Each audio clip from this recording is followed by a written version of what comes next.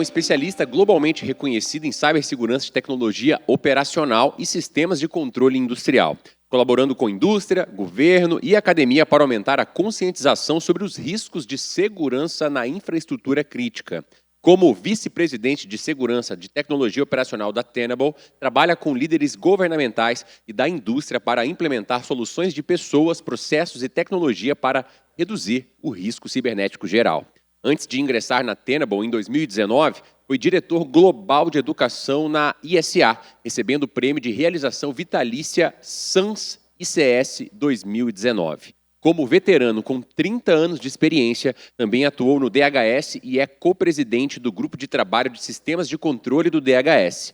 Possui diploma de Tecnologia em Controle de Processos e Automação Industrial e foi reconhecido em 2016 como um dos principais profissionais de TI do governo federal dos Estados Unidos. Senhoras e senhores, dando sequência às nossas palestras, convido ao palco da Class 2024 o vice-presidente de Segurança de Tecnologia Operacional da Tenable, Marty Edwards.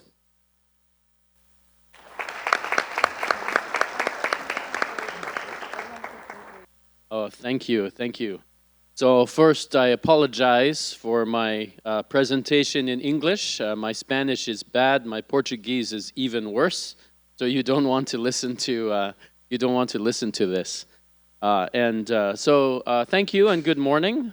Today, I thought I would take you through a little bit of a discussion of what does the Chief Information Security Officer see or want when they're looking at OT security. My long introduction, I am an OT engineer. I started in the control system industry in pulp and paper or cellulose, and have worked my way through very many different security jobs. So I think I have some perspective here to share. So if we look at this and break it down, I think there's some challenges here, right? I mean, we have, at least globally, a lot of people who yet aren't taking very many actions at all with regards to securing their control system or SCADA or OT assets. With the rise of ransomware and some other things, there are some priorities, right? I mean, I know I work for a company that sells monitoring and detection capabilities, but you really should have a good set of backups in place. One of the most basic things I think people forget, we talk about AI, we talk about all these advanced algorithms, is that you really have to do a good job of understanding your assets for any of that to work. So make sure that the visibility is there. Talk a little bit about how we do this from a Tenable perspective, and then tie some of this together with some of the reporting and rolled up analytics that most of the Chief Information Security Officers want to use. So before I start, I live in northern United States in Montana, very close to the Canadian border. And the sun is very, very angry right now. And so I took this picture because I thought, oh, the power grid is vulnerable to the solar flares and all this thing. So this picture I took with my daughter only 3-4 days ago. So this is the northern lights in the skies of Montana only 3 days ago. So it's very beautiful, lots of purple, lots of green, very, very beautiful. So, Marcello and others talked a little bit about sort of the threats, the risk. What's happening in the OT space, right? I worked for the US government for many years. You don't have to look at the news very often to see some type of attack, right? Ransomware attack, nation-state attack, zero-day attack. Everybody's trying to get into the control system, right? So I'm not going to talk in a lot of details about all of these. I think this is a good research project. Maybe if you want to go and look at some of these on your own. But I think the days are over when we had to pretend like there was an attack in the OT. We talked many times, maybe 15, 20 years ago, We had to look at industrial accidents as examples of things that could happen with cyber.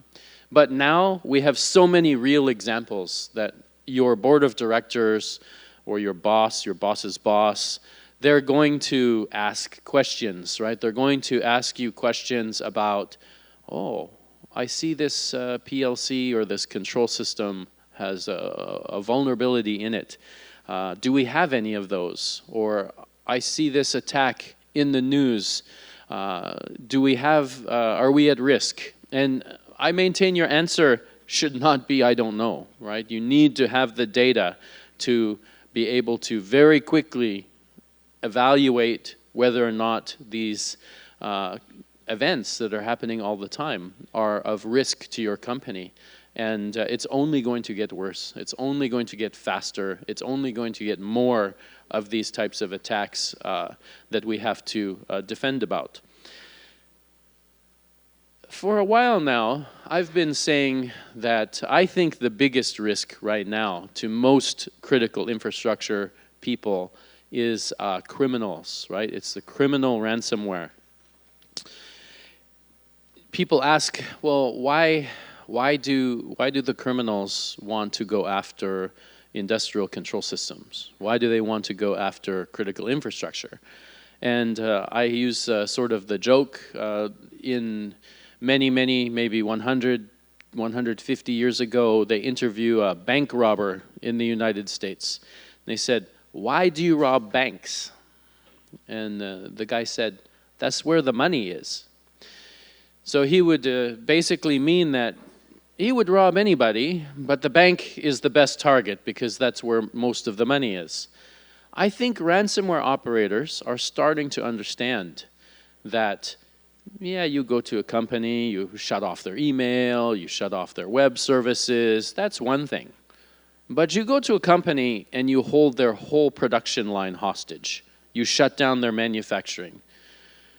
That will get the attention of the board. That will make them open their purse, open their wallet very quickly to be able to pay the ransom, right? So they have discovered that this is a very attractive target. And we have seen this globally, I think, in the last several years.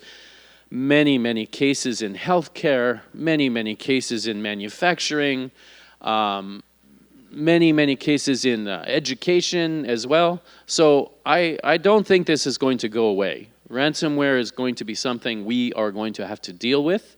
And I think it's only a matter of time. They've shown this already in academia or in the lab, but I think it's only a matter of time before these ransomware operators start to build OT-specific ransomware. Ransomware that goes and looks specifically for your control system so that they can hold it for ransom.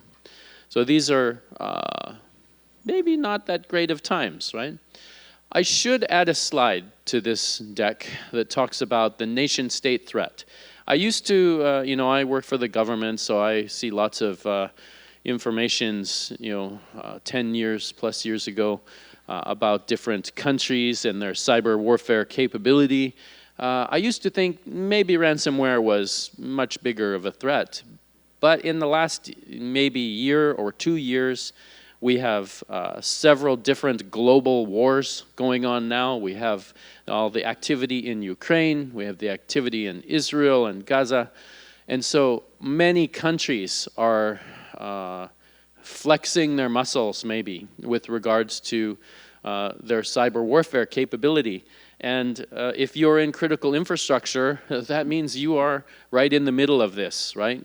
If somebody wants to protest or do harm against Brazil, they will come after these different infrastructures. And we have seen this in the United States even. Recently, there's been a number of attacks that the US government have attributed to the Russian Federation on water systems, right? So systems overflowing the water tanks or disrupting the control systems with regards to water. So this is something we're going to have to continue to evaluate and play out. Okay, so if I look at these challenges maybe from a more senior level. You know, we have IT security. I have to take the phishing email quiz or test, the training all the time. I have a lot of different systems deployed in my IT environment. I have sometimes completely different system installed in my OT environment, right? So even though, yes, we do IT security, yes, we do OT security, yes, we do IoT security, this all data is in separate databases or in separate areas. This is a challenge for a senior person trying to put together sort of a summary report for the board of directors. One of our product marketing chief product officer, CPO, used to say, said, our biggest competitor is Excel, because everybody takes the data out of all these separate silos, puts it into Excel, builds a pivot table to build the fancy chart that they can put into their PowerPoint, right? And we need to make this easier. We need to make this be able to take advantage of some of these advanced AI algorithms and analytics. But in order to do that, you need to get the data into a compatible and consolidated format, right? I also think that this is a good time to invest in the security of critical infrastructure and OT systems. If you think about it, if you are the buyer for security software, maybe you have in your IT system, you might have 10, 15, 20 different pieces of security software in your IT security stack. Yes, it's possible to take one out and to put another one in that maybe gives you more efficiency or does things a little bit better. But if you're trying to get a step change or a really big change in results, I don't think you're going to get it by investing on the IT security side, right? We've invested there for 10, 20 plus years. So it's sort of like making the lemonade. You're trying to squeeze the very last drop of juice out of that lemon. OT, though, many companies have not spent $1. They have spent zero money on OT security. So every dollar you spend, every real you spend is going to give you a good return back, right? Because you are buying the first or the second of the softwares for OT security.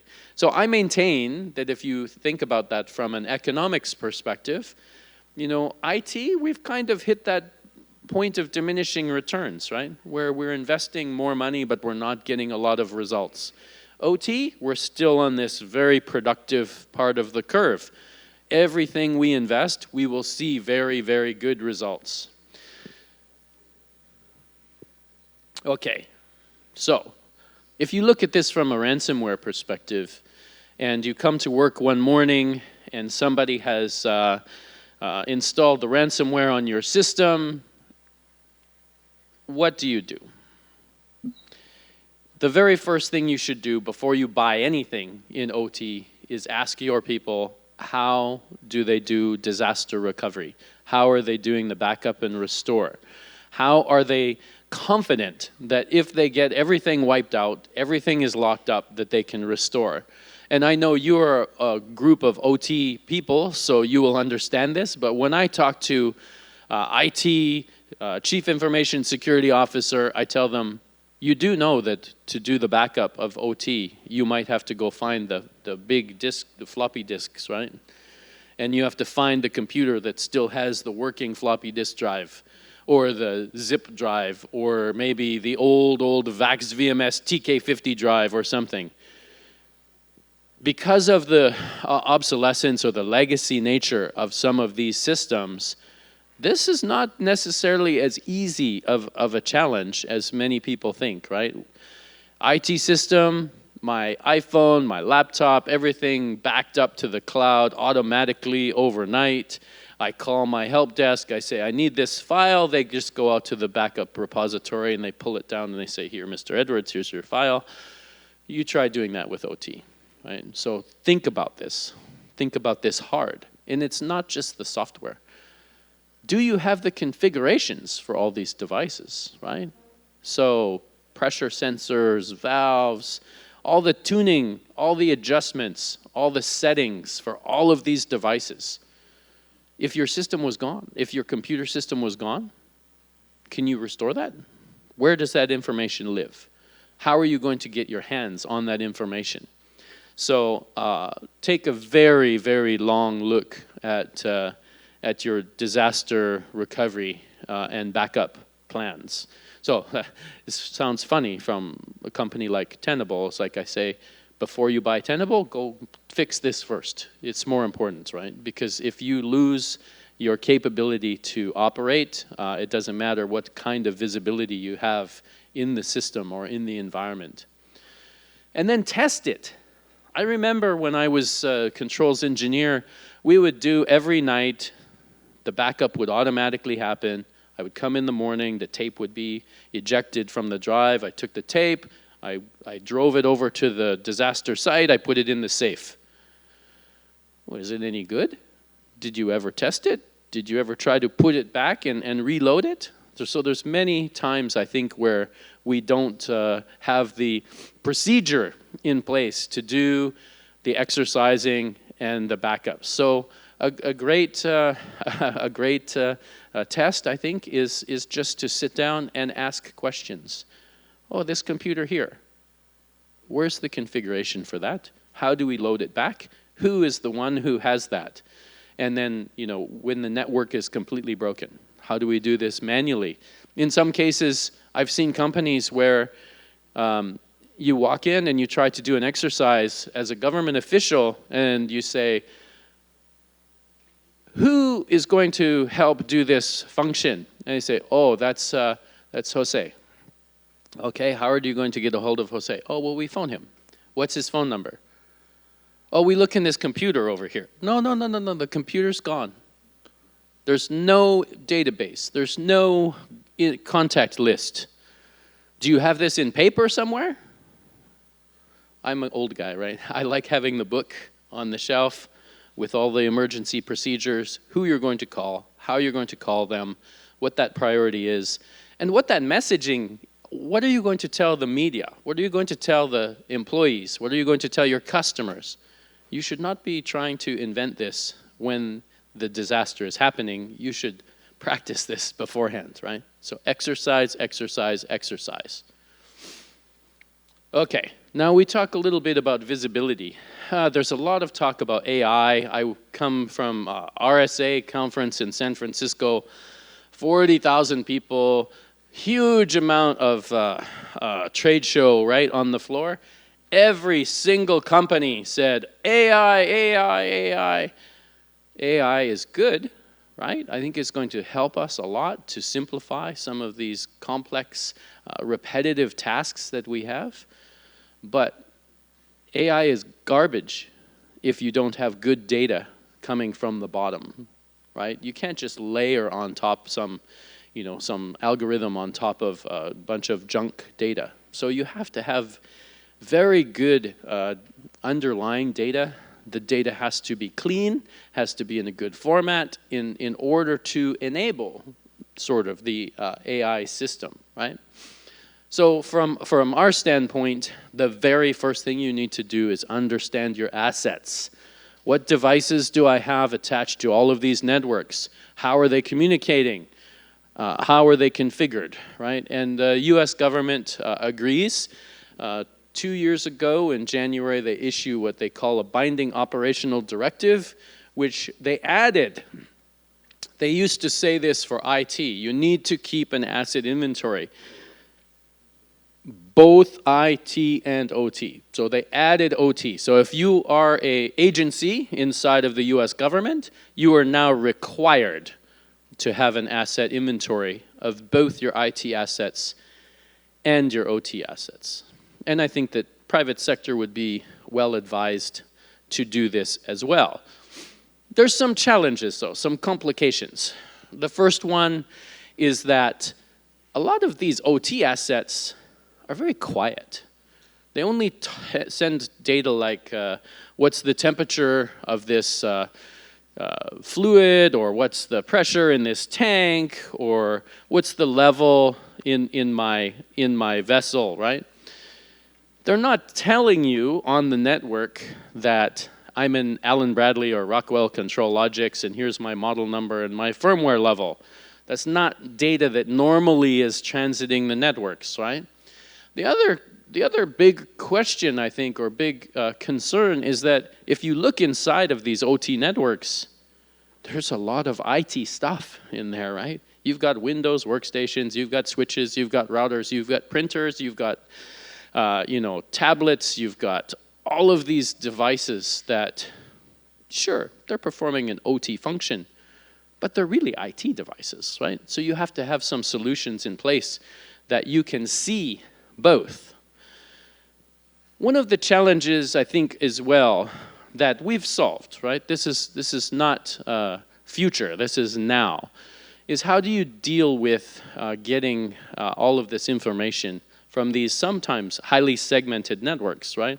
You go into a very large company, they may have hundreds or thousands of different OT networks behind firewalls, behind unidirectional gateways, data diodes, air gaps. They're scattered everywhere. And when we go in and look at collecting the data from that, to do that passively, they would have to rebuild their entire network because they have to get the capability in place to backhaul all of this data to somewhere where you have the sensor and the analytical power to be able to pull that in. So it may not be the cost of my software or the other OT vendors' software, security vendors' software. The cost to the company is restructuring all of their networks and rebuilding all of these systems to get the data to the right place. With some selective use of active capabilities, we maybe don't have to collect all of the data in all of the networks all of the time. If you're just looking to map out your assets and you're looking to map out what these communications are between your assets, we can do a very good job with active query capabilities this way. And in this way, you only need to have a routable path to the device, right? You don't necessarily need to listen and PCAP all of the traffic all of the time. And sometimes this brings your cost below the cost that's acceptable, right, for the company. So it's a good place to start. You can start with a active coverage, and then you can expand to adding passive detection capabilities or coverage in those most important networks or at those north-south or east-west aggregation points, right? So you can pick and choose where to invest in the passive coverage. Okay. I heard earlier there was some discussion about the Purdue model. And so if you look at the Purdue model, from the very bottom here, you have all your sensors and actuators. That data goes up through level 1, 2, 3, 4, up to your corporate network, right? Most of the time, this data is flowing this direction, right? And we may have varying protection devices between these different levels, right? Zones and conduits if you're an ISA 62443 person. I don't think there's any argument that this is kind of the perception that this is the OT, this is the IT. That's right, right? These are performing OT functions. These are the manufacturing plant. This is the energy grid. But I think what people underestimate is, yeah, this is IT, right?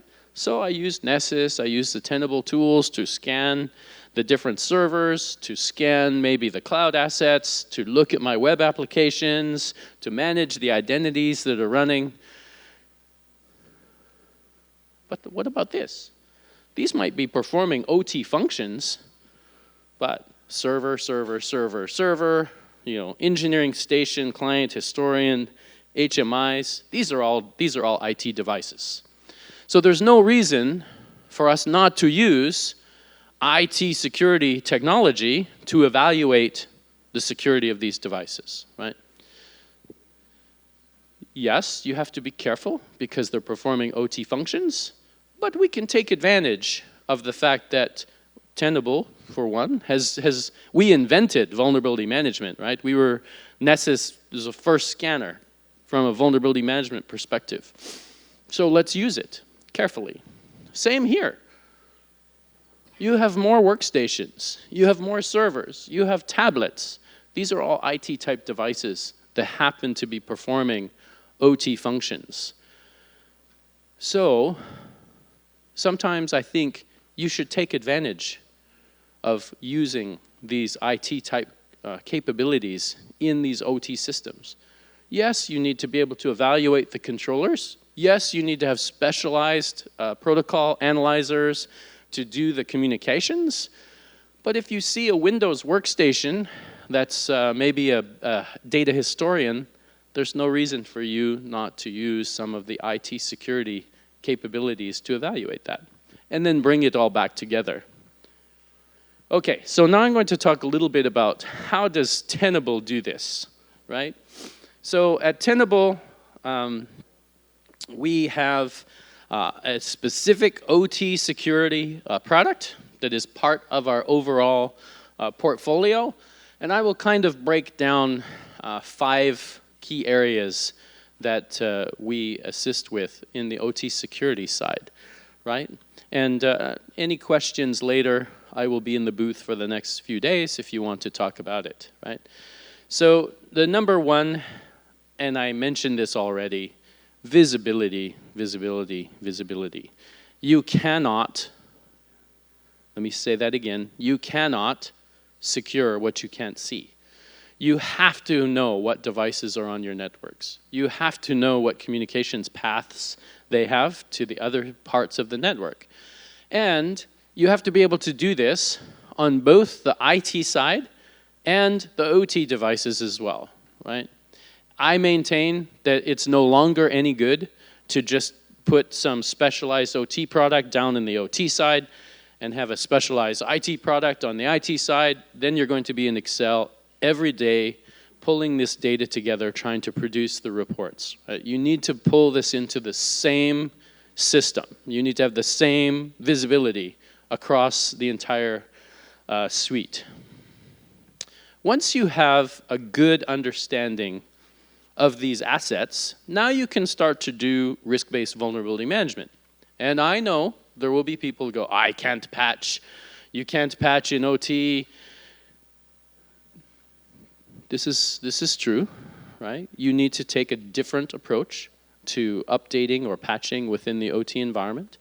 But that does not mean you should not know or that you are going to ignore the problem, right? If there's a new 0-day in a controller, if there's a new attack that is leveraging a weakness in some area in your system, you need to know that. And then you need to prioritize accordingly how you're going to address that. And maybe yes, maybe you can't patch until 6 months because that's when your next turnaround or your next downtime or your next maintenance window is. But if you know that you have these risks, if you can put your compensating controls or your mitigations, you document that so when the auditor comes in 4 months, says, why haven't you patched this? I haven't patched it because I have to shut the power grid off to do this. And in order to do this, we do this in 6 months, but I've put these compensating controls in place. You just have to have a plan. You just have to have a plan, and you have to show the auditors how you're executing against that plan, and they will accept it, right? So it's not like IT. IT, they will say, how many days or how many hours since they released this vulnerability have we patched? Oh, 48 hours. Yeah, it's not the same. But you still have to do it, right? You can't ignore it. So people that say, you cannot patch, you cannot do vulnerability management in OT, yeah, no, you can. It's just a different process, different procedure. The next one that we do, and this was a little bit different, right? When we built our active query capabilities, we communicate with the controllers in the system, the PLCs in the system, using their own native protocols, using the exact same command set that Allen Bradley or ABB or Siemens or whoever uses, right? We discovered something. if we ask it to, the controller will tell us its logic. It will tell us its configuration. Well, this is kind of interesting, right? I talked about backups before. We can take, in many cases, a copy of the logic that's running in the actual controller, and then we can compare that for changes. So we can do a drift or a diff on that system, and we can tell you, these are the things that changed, here's when they changed, oh, here's who changed them or what IP address they were changed from. So from a security perspective, maybe this is good for things like insider threat. You know, somebody's walking around with a laptop, they're bypassing the engineering workstation, but they're making a change on the controller. We're reading the data out of the controller, so we can flag that this running logic is different than what it was before. I also think, though, we have some customers that this is almost the best feature in the whole system for the engineers, because maybe it's an automative assembly line, and now they have some quality problem on the assembly line. They can look back and they can go, what did we change? What adjustments did we make to the system? Oh, who changed this speed that this welding arm is using? We can change it, we can roll it back, and get them up and running very quickly. So very beneficial, I think. The next step, and I've put these sort of in the order that Marty thinks is the way you should look at deploying a project, right? So the next step now is where we have passive data collection, where we're ingesting all the data from these switches or sensors or RSPAN. Now we can start to look at threat detections, right? So we run our threat detections through 3 different engines. The first one is a policy-based engine. So you define what is allowed and not allowed to happen on the network. If you have a policy violation, you get an alert.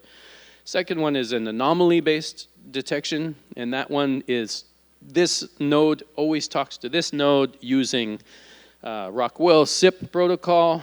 All of a sudden now I see some different vendor's protocol. Why? Is somebody scanning the network, looking for any and all control system things?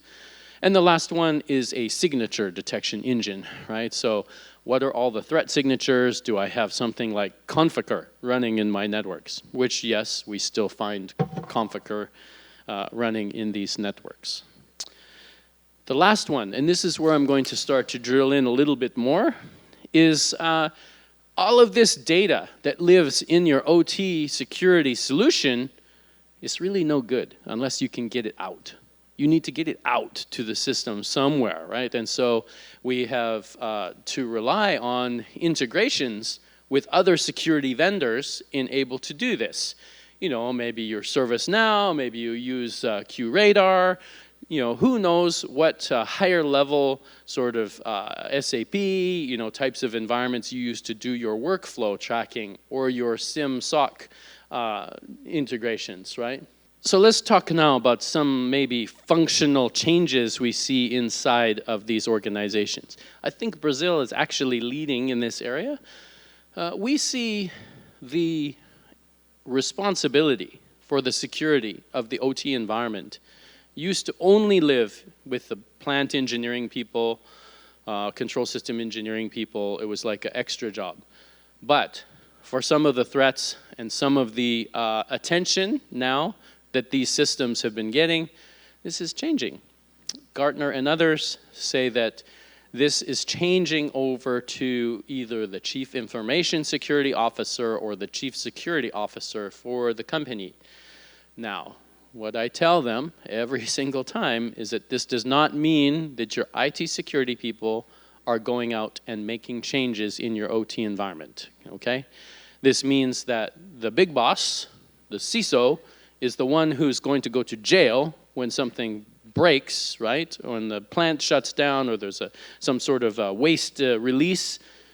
But they still need to have the OT engineer, OT-specific security people on their team in a matrix type of environment, right? You have to have people who are capable of doing this in a safe and reliable way. Does not mean you can just send the IT guy out into the plant. The other thing that's happening, and I serve on some advisory boards and some boards of directors, is that the people who have fiduciary responsibility over the company, these are your governance board, they are starting to ask lots of questions, right? They're asking questions about, I see this controller, from Siemens, it has a 0-day vulnerability. Do we have any of those? What's our risk? Or I see this ransomware gang attacked, I don't know, JBS Meats, right? Brazilian company. Are we at risk? Maybe we process chicken, not beef, but do we have any risk here?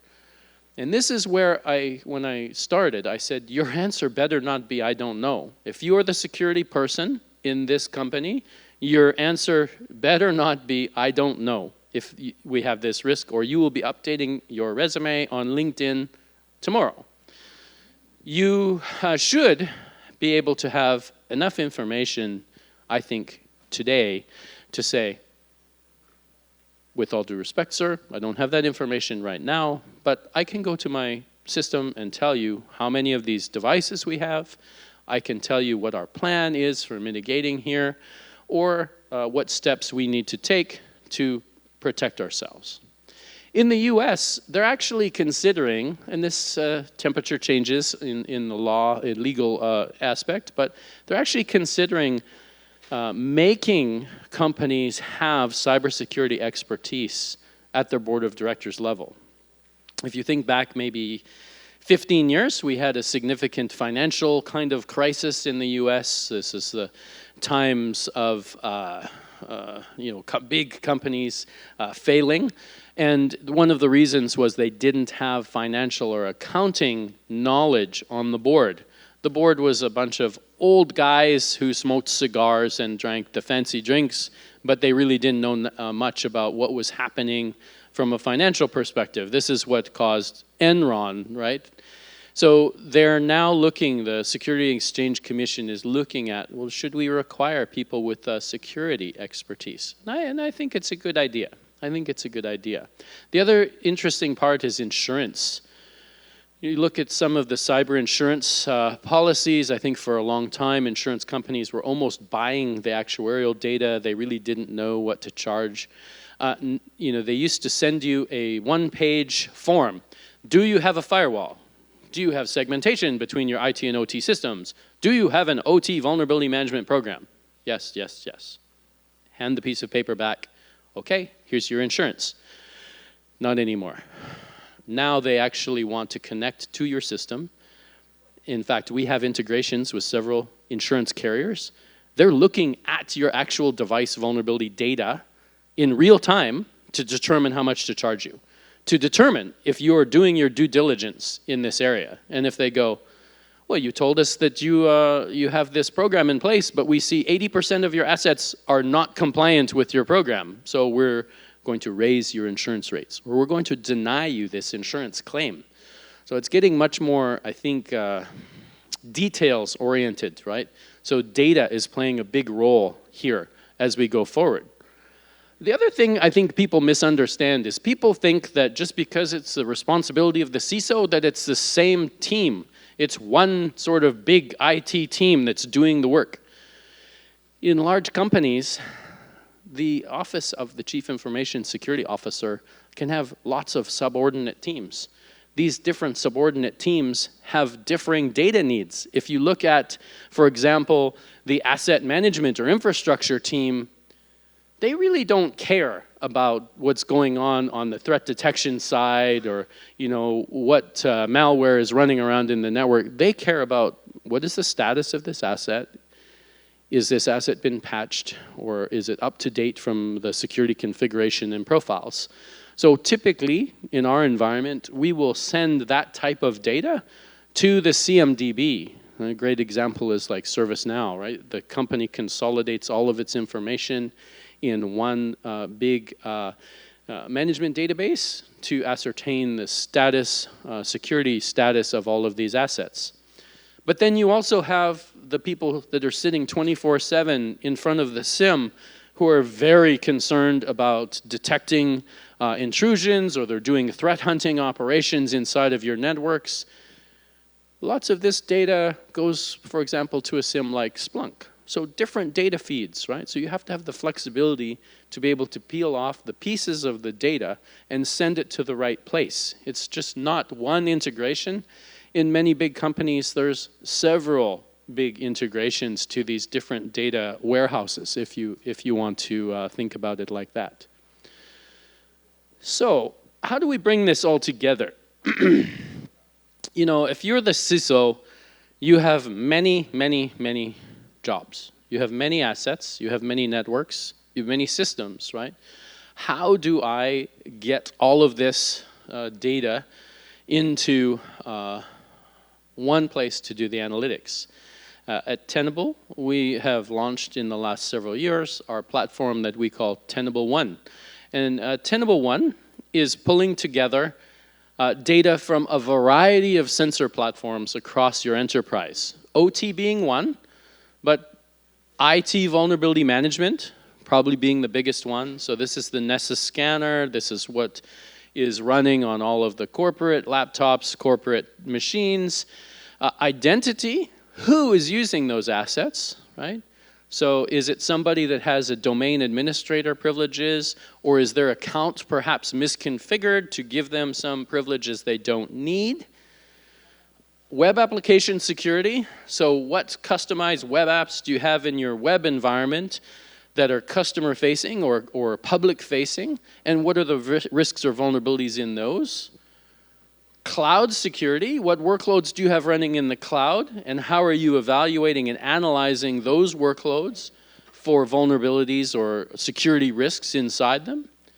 And OT security, which is the area that I represent for Tenable, right? So bringing all of these data sets together lets me do some very interesting things.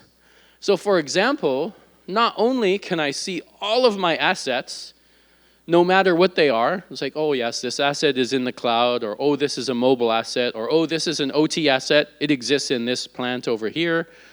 I can now start to look at things like attack path analysis. So I have a programmable logic controller, maybe way down here. That controller may have a vulnerability or some risk. Well, how exposed is it? Oh, well, we can see that these corporate computers here are going through this pathway to get these communications, right?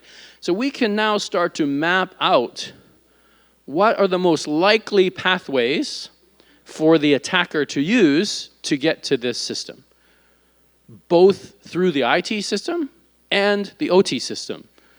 I maintain you can no longer secure your OT devices without knowing what data flows are going through the corporate network to get to these devices. You've got engineers who are packing laptops around that are using VPN or RPC, some sort of remote data access into the OT environment. Are you monitoring them? Do you know that that laptop has been patched even though that laptop lives on the corporate network? You may not see it if you're only looking inside of the OT network and you're only looking at the OT security dashboard. You need to look at it from a larger context. And then, of course, you can set global targets for different plants, for different areas, so that you can evaluate how are each of these areas performing, not only against each other. So is this plant in Sao Paulo, and this plant in Rio de Janeiro, and this plant in Curitiba? One is a A, one is a B, maybe one is C. We can compare the security between them. We can also compare the security with your peers. Oh, I'm in manufacturing. I can tell. I can give you a security score, and you can see what the score is of the other companies that do similar business to you, right? So data trending and analysis.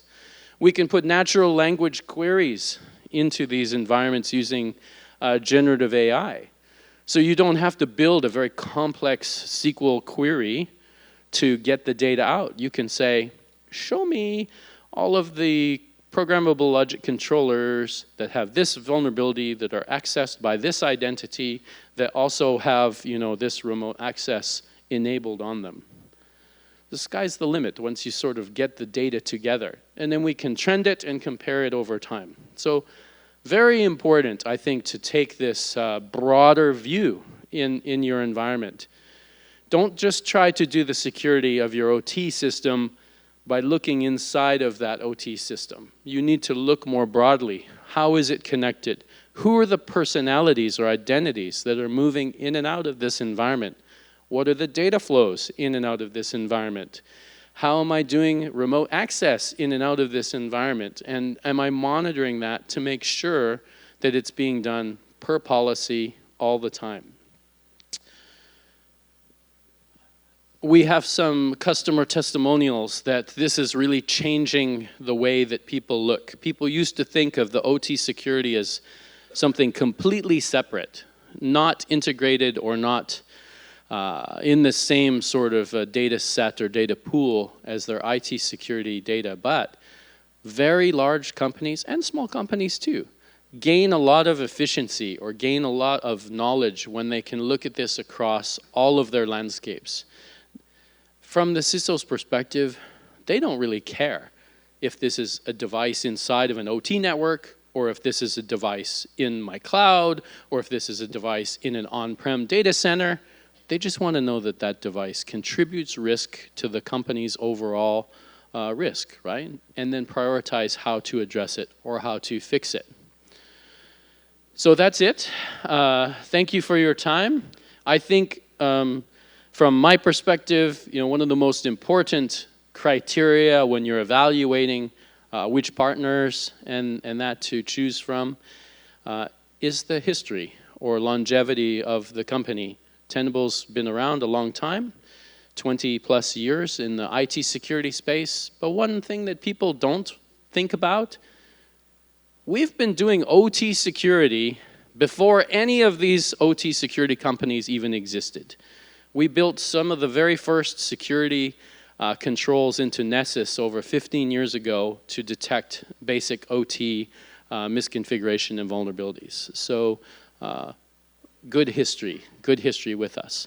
And with that, I will turn it over and I will answer any questions later in the booth. So thank you very much. Have a great morning.